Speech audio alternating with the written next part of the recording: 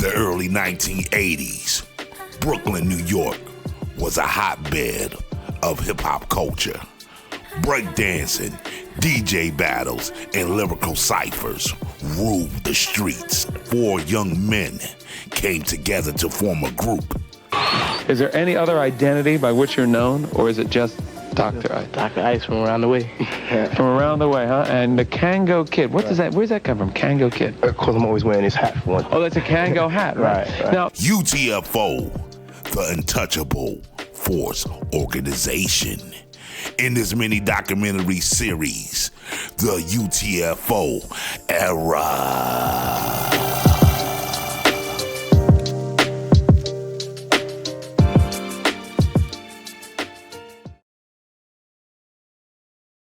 UTFO was made up of four distinct personalities, each with its own style.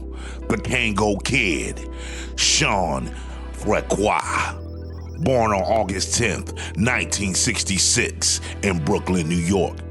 The educated rapper, Jeffrey Campbell, born July 4th, 1963. Dr. Ice, Fred Reeves, March 2nd, 1966, also from Brooklyn. Mixmaster Ice, Maurice Bailey, born April 22nd, 1965.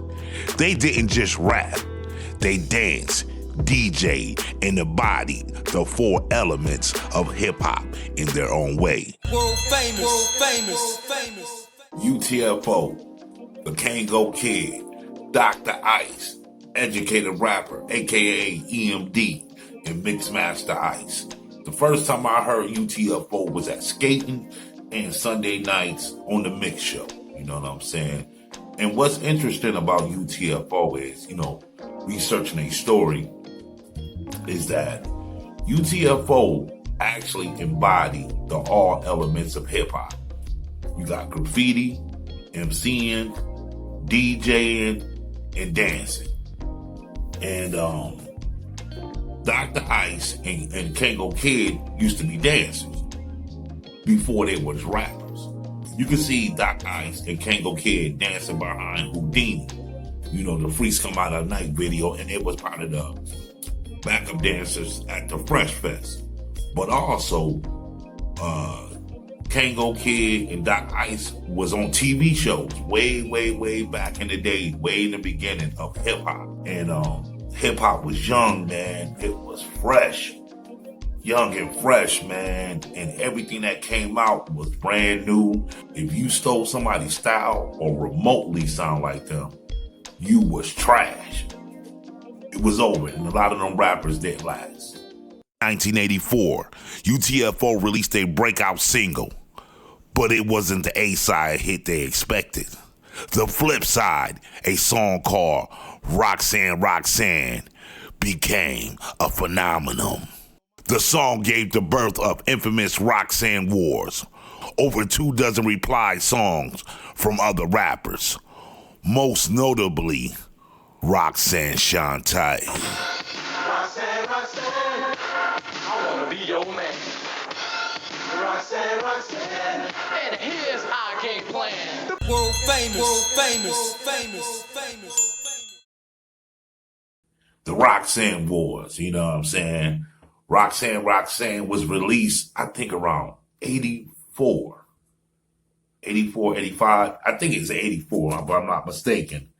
It was a playful record about these three young men trying to get at this girl named Roxanne, and she kept dissing them. You know what I'm saying? But what happened was the Roxanne Wars turned crazy, like missiles flying everywhere, And this young girl named Roxanne Shanté, around 14 years old, 15, came with the Roxanne diss.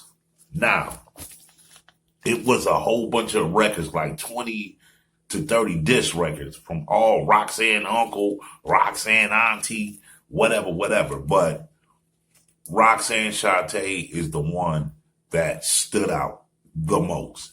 And after that, she became legendary.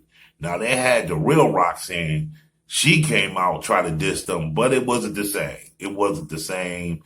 It seemed like put together. Like, I don't know, it just didn't feel it the same. Roxanne Shanté came and it was like raw, uncut, straight out the projects, you know what I'm saying? And it blew her up, but they played that song to death.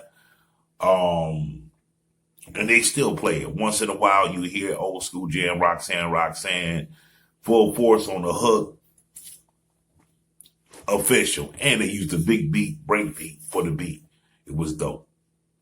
Roxanne, one of the greatest hip hop songs of all time. They signed with Select Records and worked closely with the production collective Full Force. Their debut album, UTFO, in 1985 featured Roxanne and showcased their lyrical playfulness, dancing roots, and musical diversity. Each member came from humble beginnings, but embraced their identity in different ways. The Kango Kid, born at Haitian immigrant parents in Brooklyn, he became known for his Kango hats, securing a sponsorship with their brand and making history. Educated rapper Jeffrey Campbell, known for his sharp intellect and wordplay. In his later years, he became valedictorian at the College of New Rochelle. Dr. Ice continued to dance and do choreography, even working with Houdini and beyond. Mixmaster Ice held it down on the wheels of steels, a DJ, a backbone of their live energy. But not everything was smooth. During the making of their second album, Skeezer Pleaser in 1986, Educated Rapper was mostly absent due to personal issues. He did appear only on one track, Pick Up the Pace, which also made it into the film Crush Grove. But even with the tension, UTFO kept moving and grooving. The catalog grew. They released songs like Leader of the Pack, You Cold Wanna Be With Me, and Fairy Tale Lover. Their characters, Dr. Ice. I like Dr. Ice. I like his style, and I liked his voice. And, you know, with the whole surgical suit, Dr. Surgical suit, with the thing around his neck that the doctor used, the stethoscope, that was dope. You know, it fit right with his name, his character, Dr. Ice. Educated Rapper. His verse on Roxanne was crazy. I would have to say that was one of the greatest verse, how he put the words together. And if you listen to current rap, you can still hear Educated Rapper influence of flipping styles and words and you know, and putting it together and making a ride together. Official. Kango Kid. At that time, Kango Kid reminded me of an upgraded Melly Mel at that time. You know what I'm saying? Real basic, but had a unique voice. And Kango Kid actually had a branding deal with Kango way before UTFO. So that was interesting, and that was unheard of. But yeah, the Kango Kid had a branded deal with Kango. You know, I guess that's why he called himself the Kango Kid. So I never knew that, you know, till recently. So that was dope. Mixmaster Ice, one of the dopest DJs ever on the scene. He was the one that I heard through the yeah. I thought at that time Mixmaster Ice was the best DJ on planet Earth. You know, oh man, he had the ninja suit, the Leader of the Pack, Bite It, You Cold Wanna Be With Me. They had hits, man. And I told you before, y'all, songs that got concepts is the ones that be classic.